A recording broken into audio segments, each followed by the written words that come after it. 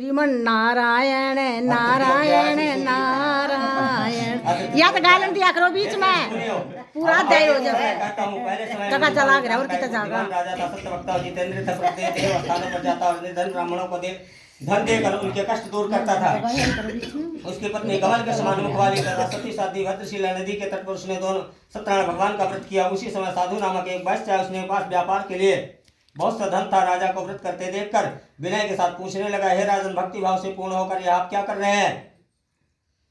हमारी सुनने की इच्छा है, कृपा करके मुझे बताइए। राजा बोला, मैं अपने बंधु बांधवों के साथ पुत्र आदि प्राप्ति के लिए सत्यनारायण भगवान का व्रत पूजन कर रहा हूँ। राजा का वचन सुनकर साधु आदर से बोला, हे राजन, मुझे इस व्रत का सारा विधान कहिए, मैं भी आपका कथनानुसार मैं करूंगा। मेरे भी कोई संतान नहीं और इस व्रत को करने से निश्चय ही मुझे संतान होगी।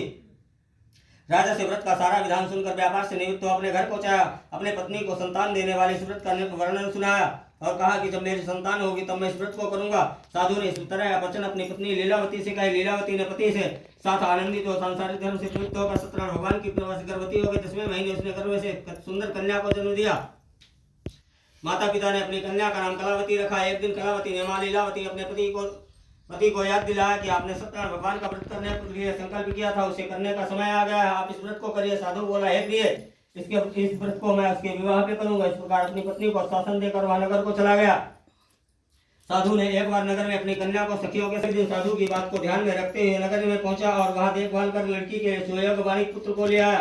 सुयोग्य पुत्री का विवाह कर दिया। दुर्भाग्य से की बात यह है कि साधु ने अभी भी सत्यनारायण भगवान का व्रत करना भूल गया।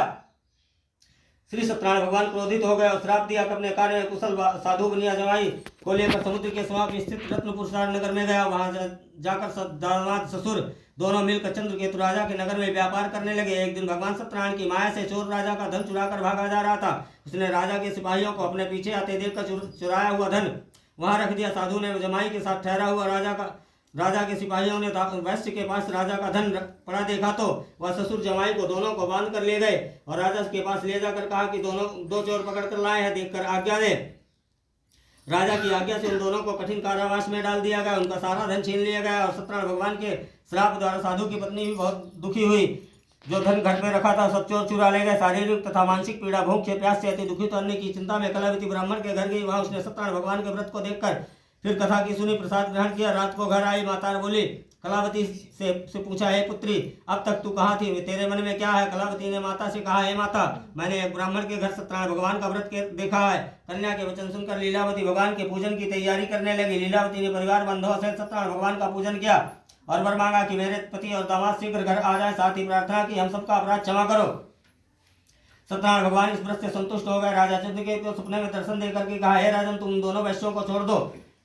तुमने उनका जो धन लिया है उसे वापस कर दो। अगर ऐसा नहीं किया तो मैं तुम्हारा धन, राजपुत्र आदि सब नष्ट कर दूंगा। यह अंतर ध्यान हो गया। प्रातःकाल सभा में राजा ने अपने सपना सुनाया। फिर बोले, उन दोनों कैदों को मुक्त कर सभा में लाओ। दोनों ने आते ही राजा को प्रणाम किया। राजा बोला, महान भाव, भाग्यवश ऐसा कठिन दुख प्राप्त हुआ है, लेकिन अब तुम्हें कोई भय नहीं है। ऐसा कहकर राजा ने उनको दोनों वस्त्र को नए वस्त्र आभूषण पहनाया। उनसे जितना धन लिया था उससे दुगुना धन देकर वापस वैश्य को विदा कर दिया। इति श्री रेवाखंड स्थाने प्राण श्री सत्यनारायण कथायां तृतीयोध्याय संपूर्ण बोले वृंदावन बिहारी लाल की जय, लक्ष्मीनारायण भगवान की जय, सत्यनारायण भगवान की जय, व्यास जी महाराज की जय।